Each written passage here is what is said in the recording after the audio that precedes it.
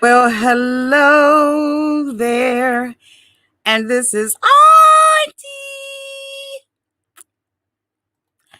and I am here to do my review of The Real Housewives of Potomac, Season 6, Episode 1. Oh my God. Y'all ready? Let's go. Everybody needs a sweet old auntie. Everybody needs with a whoop whoop and a boop boop auntie boop. that You can make this up. Now you know that these are some crazy motherfuckers. everybody needs a sweet old auntie. So why even bother? Aunties and lives, sweet old auntie. Aunties and ways. Are you okay? Are you okay? Well, hello, everybody, and welcome back. And this is Auntie. If this is your first time being here, please like, comment, and subscribe to my channel. And to all of my new subscribers, thank you all so much for joining the family. To all of my nieces and nephews who have been here with me for the long haul, thank you all so much for your continued support. Y'all know I am so nervous to do this review. When I first started off on YouTube some years ago, I used to do the Housewives. And then I stopped because I just thought that it had gotten so negative. And I did not want to find myself like bashing other women. But this season, I said, I've got to get back into the game, right, of doing the Real Housewives of Potomac. So, what better time to start than at episode 1 of season 6, the Nude Interlude. So, oh my God, like, where do I begin? We begin at the beginning. So, I'm going to try not to go scene for scene and line for line and precept for precept and all of that kind of stuff. I'm just going to kind of do it in Auntie's fashion until I get my rhythm right. Because like I said, I have been out of this, not doing this for so long.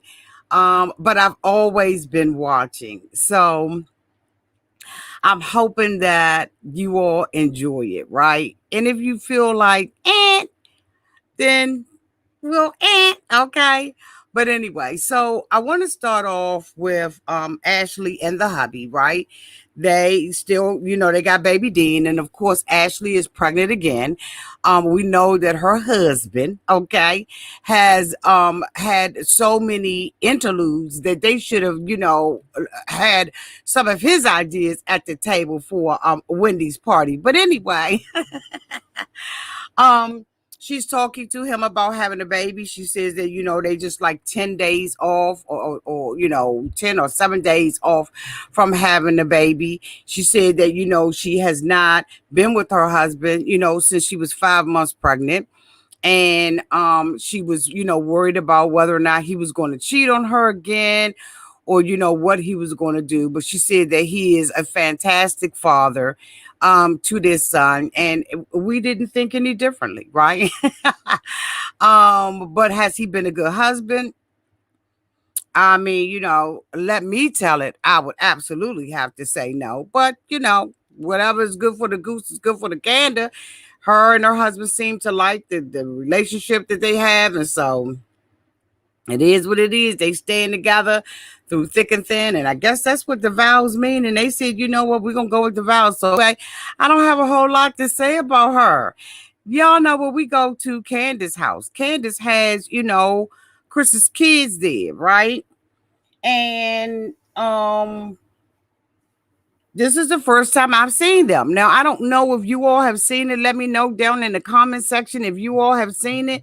But this is my first time seeing her being a mom. I could be wrong, but she's a mom.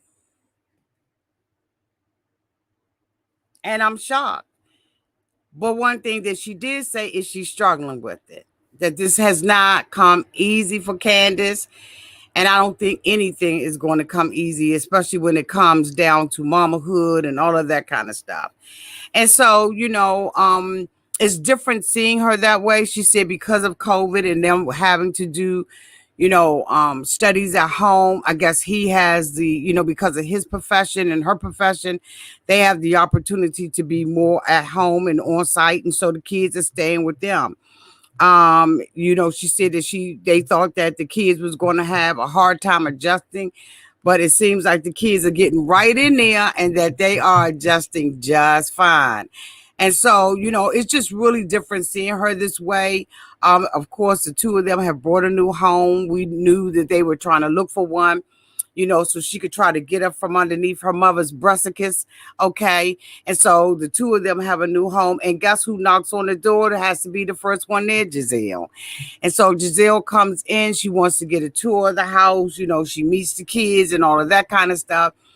And she gives her a tour. She has a room dedicated to her mother, okay, with a cardboard cutout statue of her mother in the room. And so for someone else that may seem weird, but for her, it's right on time.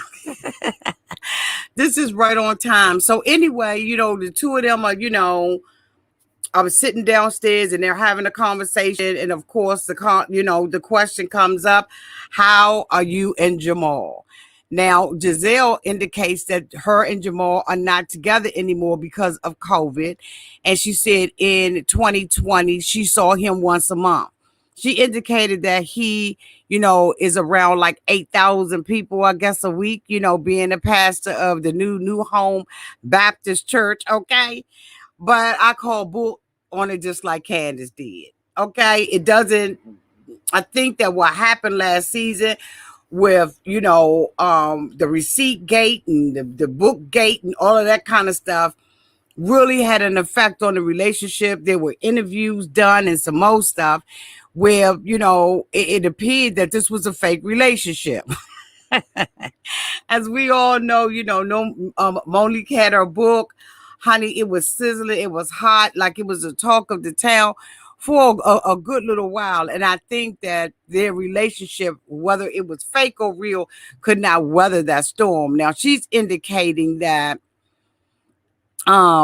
she felt like Karen was overboard and all that kind of stuff. And so now she's beefing with Karen. And in my opinion, she's beefing with Karen because Karen was telling the truth.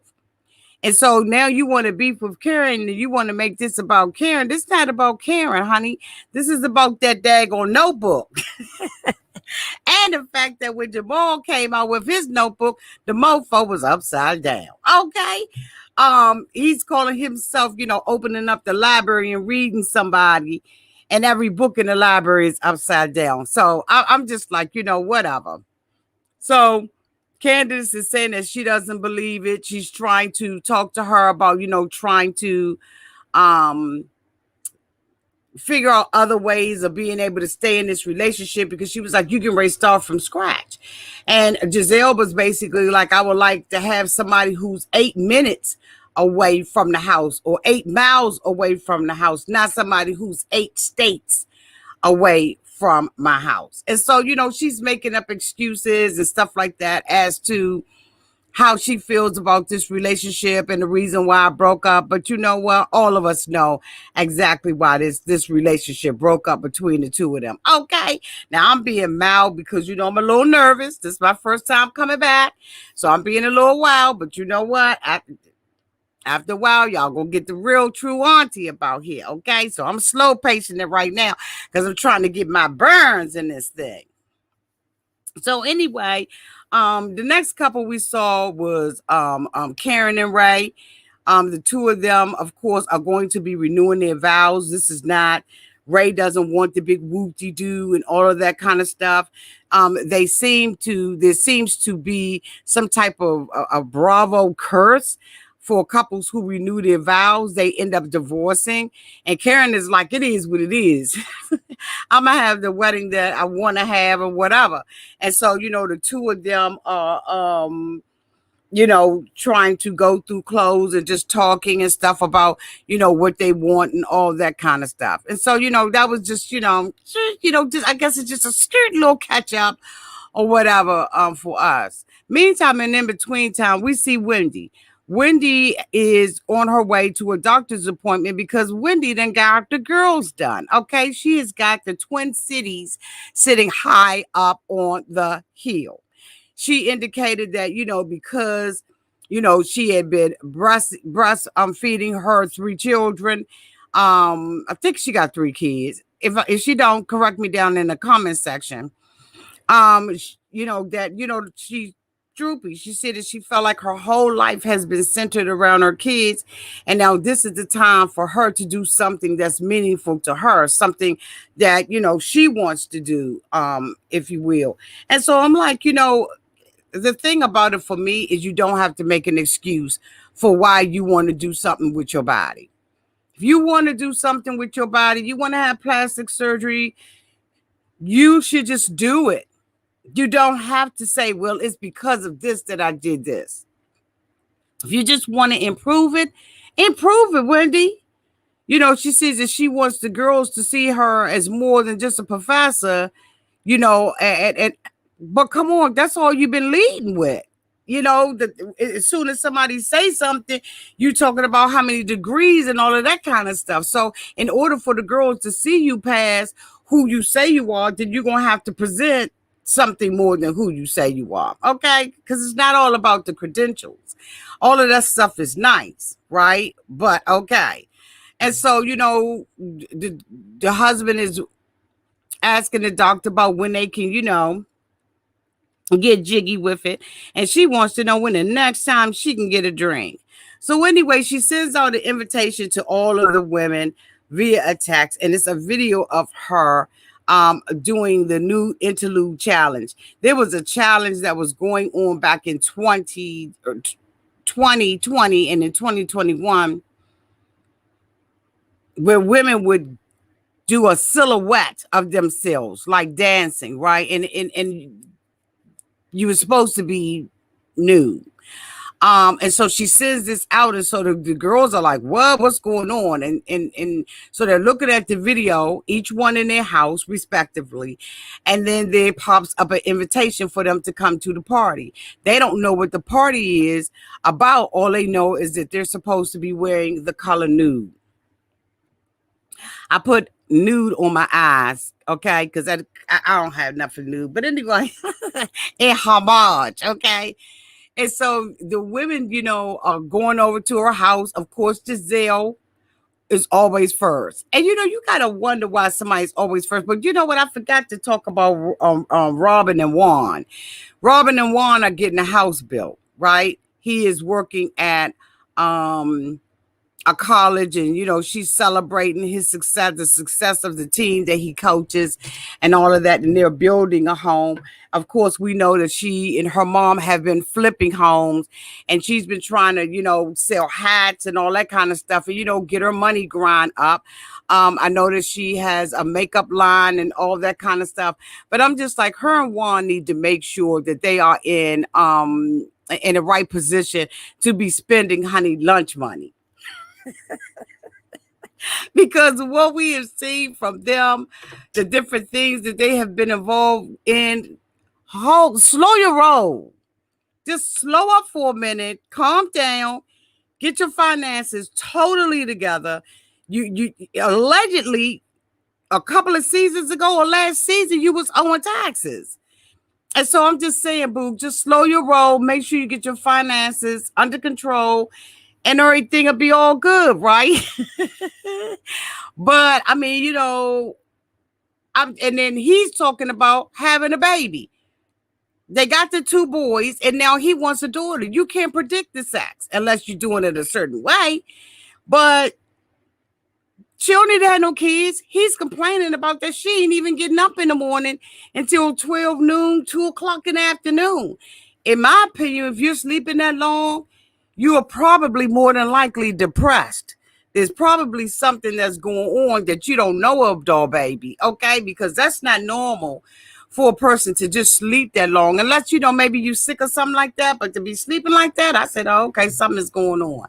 But anyway, that was enough of them. So all the women come to Wendy's house. They're preparing for this nude interlude party, because again, they don't know. All they had to do was wear nude colors. I'm gonna tell you right now, I don't know what Giselle had on. I don't know why Giselle will not get a stylist.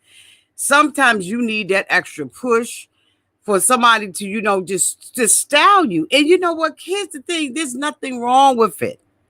There's nothing wrong with saying, you know what, I ain't gonna be able to do this. I pick out stuff that don't really look good or flatter my body. But that little outfit she had on, I think that she is just like, if it's leather or pleather, it's good. But that is not always the case. So anyway, we see them come in, and when Robin gets there, she brings Robin to the table because there's a nameplate that's beside her, because Wendy had it so that all the women would sit together, right? And so when she saw a nameplate of somebody named Mia, so, she doesn't know who this Mia girl is. So what? So what? Okay. And so we see Karen coming in an Uber with Mia. Now, Mia's cute. Mia's successful. Mia got some shops and all of that kind of stuff. Hey, Mia. Hey, Mia. Hook your girl up. Okay. And Karen is bringing this girl in. Now, mind you, Candace called and said she wasn't coming because she got food poisoning or something is wrong with her stomach, and she's been on the commode all day. Well, you probably should, because you absolutely, definitely full of. Okay. So anyway, the girls come in, they sit around the table and everything, and Mia comes in. Karen had already asked previously if she could bring Mia with her, and Wendy said yes. And so Mia comes in, and Mia is the life of the cotton freaking party. Except for Mia don't know how to count, and Mia was lying about her and her husband. Mia first sat up there and told the girls that that there was a 30-year difference between her and her husband. When they asked her what her age was, and she said that she was 38, 36, 38, she was 36 and he was 68. Girl, they was like, okay. Ashley was like, it's just simple mathematics, okay? This girl is 32 years younger than her husband. Wendy, of course, was sitting up there at the table with a robe on. Why nobody asked her why she had the robe on, I don't know. Because I certainly would have, coming into her house, knowing the way that she dresses, I would have asked her off the break, why you got that robe on? Why aren't you dressed? But of course, this stuff is 50% real, 50% scripted. So they, Wendy takes off her jacket. She goes through this long explanation on why she did what she did. And then she strips off her robe to expose that she's gotten her breast done. And the women are celebrating her, but they said, no, you got more than your breast done. She said that she got her breast done and she got a couple of little tweaks. They was like, that butt that's sitting back there in the back is more than a tweak, honey. That's a whole twerk. You had a whole twerk going on in the back. They showed pictures of how flat her butt was before and how much it is now. It's obvious that she's had probably some fat moved from here to there. She said she have no reason to lie about having plastic surgery, but I'm like, you absolutely lying about the plastic surgery, though. Come on now, Wendy. Now, the tweaks and stuff and the tweaks and twerks that you had done to your body, just be real about it. I mean, if you're going to get it done, get it done. Like, can you pay for mine? Can you put something down in Sonobello for your auntie? So anyway, she is proud about her body and all of that kind of stuff. And then she says to Mia, Anybody else, you had work? You look like you had a lot of work. Me, it was like, I sure have. Honey, me, it was like, I got my eyes done. I get my Botox in my face every 2-3 weeks. I got my breasts done. I got a tummy tuck. I got a Brazilian butt lift. I got ribs taken out on the side. She said that I even had my done. She said, honey, that's just to name a few. I said, man, I love you, girl. I'm hoping I'm always love you.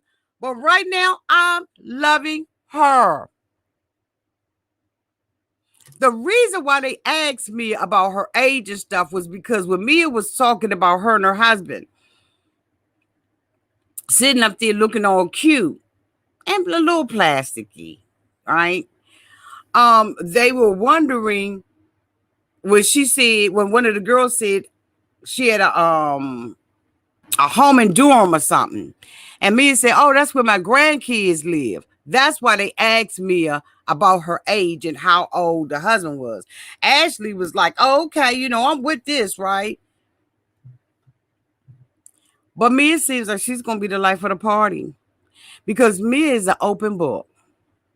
And you know what? It is so refreshing to meet somebody who's an open book. Now, she a little bit over the top, but she's an open book and she don't have no shame.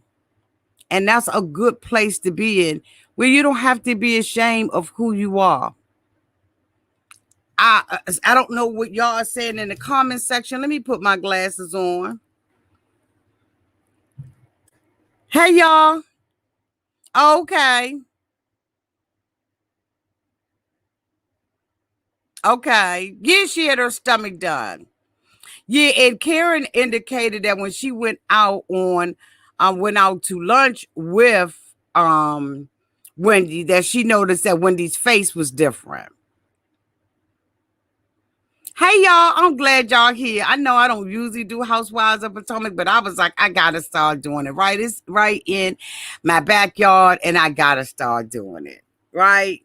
Like, so today I'm a little nervous about it, and I feel like I'm just like all over the place. But I was like, I've got to start doing it, right? Somebody said they want to nip in and tuck too. Absolutely. So anyway, as the evening goes, they start talking about Candace and why Candace did not come. The women believe that Candace did not come because Candace wasn't ready to meet up with Karen. And so Wendy was like, we're going to take one step at a time. And then, eventually she'll come around and, everything will be at peace. And Giselle says, well, I don't know about that. That's going to be hard to do. So Wendy was like, what do you mean by this? And she was like, well, everybody knows Giselle. So she was like, everybody know that I don't like Karen. And so Karen was like, and the feelings are mutual. And the feelings are mutual. So Giselle was like, I don't like her. And I'm just going to go on and start telling your truth. Your truth about the cheating. Your truth about this. Your truth about that. And Karen was like, Giselle, please shut up. Shut up, Giselle. Shut up. And so Giselle was like, I ain't going to tell it all at the table. You know what I'm saying? I'm just going to tell it a little bit at a time. I'm going to drop some here. I'm going to drop some there. Karen was like, okay, well then we'll have to talk about your fiery box. So they was like, ooh, what? Fiery box? Mia was like, what's a fiery box? Because, at this point, Mia is ready to jump up from the table and run. So they're like, what's a fiery box? And she was like, they was like, you talk about her thing? And Karen was like, yes, I'm talking about her thing. It's a fiery box. Giselle, why don't we talk about what's going on between those legs of yours, honey? Giselle was like, I don't know what you're talking about, but you got a dry box. Then Giselle gonna say, I got what they call a RHOP box. Not a fiery box. She's got a dry box. Then she gonna go and start talking about what Ray got. How the hell you know what Ray got? At least Ray got something, okay? Whether he got the motion, the ocean, or the motion in the ocean. It's more than what the hell you got. Then she gonna sit up there and talk about, well, I would rather have a RHOP box than a dry box. No, I would rather have a. Karen told her, "Don't you insult Ray's thing. Don't you talk about my husband." That thing got fiery.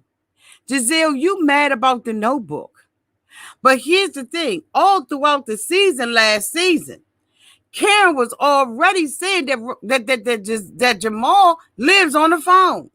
She never bit her tongue about what she thought about her relationship with Jamal Bryant. So why you mad now? Are you mad because Monique is no longer on the show and you can't get to Monique? So instead of you getting to Monique, you're going to take it out on Karen? Because somebody got to be the villain and you always got to be the victim. As much as you talk about people's marriages and relationships and the like, you got the nerve to be mad because somebody called out your foolery with Jamal? Come on now, Giselle. Karen said she was this, that, and the other, and Nick Nack and Patty Rack at Hampton University. Like, Karen went all the way back. And Giselle, you could drop her business all day long. Karen, for the most part, even though she be lying, like all of them be lying, but for the most part, Karen's been an open book about what she don't like about Ray, what she do like about Ray, what they how they're doing. You're the one that allegedly, according to several sources, said that this was just a scheme between you and Jamal and that there never was a relationship. This is word on the curb. It's word on the curb. And anyway, it ends that way. Y'all, I'm going to be doing Real Housewives of Potomac. Be patient with me as I get in the groove of this thing. But I want to thank you all so much for being here. Please like, comment, and subscribe if this is your first time being introduced to Auntie. We have fun over here, and hopefully you'll have fun with us as well. I love you all to pieces, and I will talk to you all soon. Bye-bye, y'all.